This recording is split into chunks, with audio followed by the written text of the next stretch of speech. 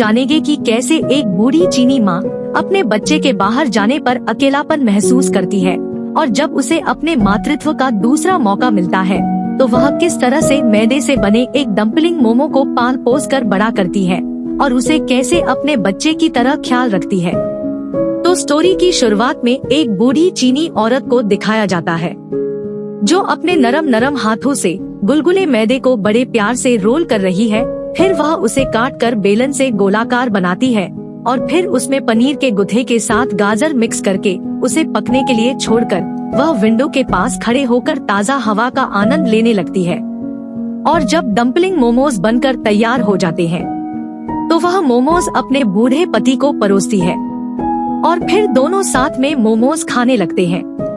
मोमोज खाने के बाद उसका बूढ़ा पति काम पर चला जाता है, लेकिन बूढ़ी चीनी माँ जैसे ही बचे हुए आखिरी मोमोज को खाने लगती है तो अचानक से वह मोमोज जिंदा हो जाता है और एक छोटे से बच्चे की तरह रोने लगता है।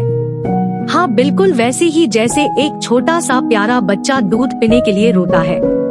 रोते हुए उस बेबी मोमो के हाथ और पैर भी निकल आते हैं, जिसे देख बूढ़ी माँ उसे अपने कोमल हाथों से उठाती है तो वह मोमो हंसने लगता है। फिर बूढ़ी चीनी माँ उसका नाम बाओ रखकर उसे अपने बच्चे के रूप में पालने का फैसला करती है। चूँकि बाओ मैदे से बना होता है जिसकी वजह से वह बहुत नरम और कमजोर होता है, इसलिए बूढ़ी माँ उसका बहुत ही सुरक्षात्मक ढंग से ख्याल रखने लगती है। वह उसे भोजन खिलाती है, उसे अच्छे से नहलाती है और यहाँ तक कि वह उसका हाइट भी मेजर करने लगती है, जिससे बाओ और बूढ़ी चीनी माँ के बीच एक गहरा और अटूट रिश्ता बन जाता है। फिर आगे बूढ़ी माँ बाओ को फिट रखने के लिए योगा सिखाती है, लेकिन बाओ जैसे जैसे बढ़ता है वह बहुत अधिक विद्रोही और स्वतंत्र होकर अपने दोस्तों के साथ रहना और फुटबॉल खेलना पसंद करने लगता है।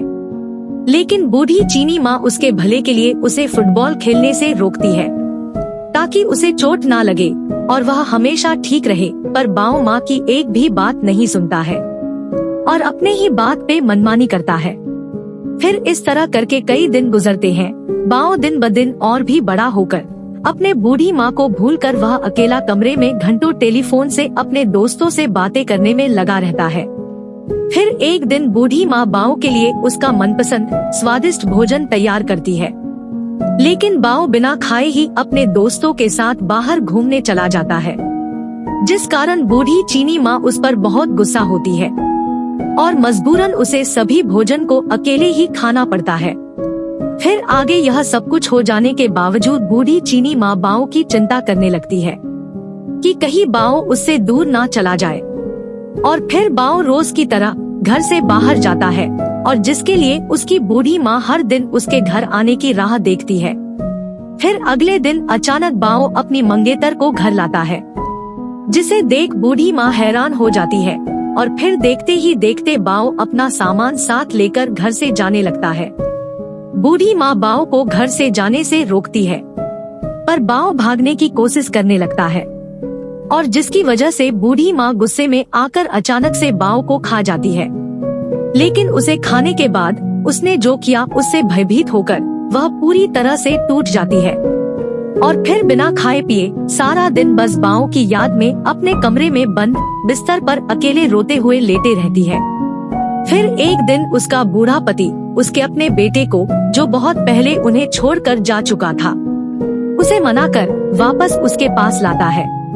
लेकिन जब बूढ़ी चीनी माँ उसे देखती है तो उसे फिर से बाओ की याद आती है, क्योंकि उसका चेहरा भी उसे बाओ जैसा दिखाई देने लगता है, जिससे वह रूठ कर फिर से बिस्तर पर लेट जाती है।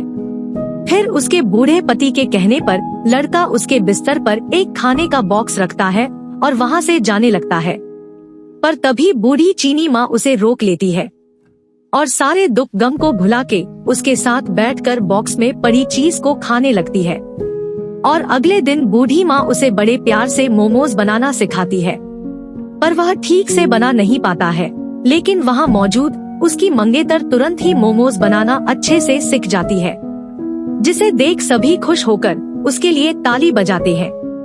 और इस तरह से इस परिवार में एक बार फिर से खुशी की रौनक लौट आती है और सभी मिलकर एक साथ खुशी से रहने लगते हैं। और यहीं पर यह स्टोरी भी समाप्त होती है। दोस्तों, आपको यह वीडियो कैसी लगी कमेंट करके जरूर बताएं।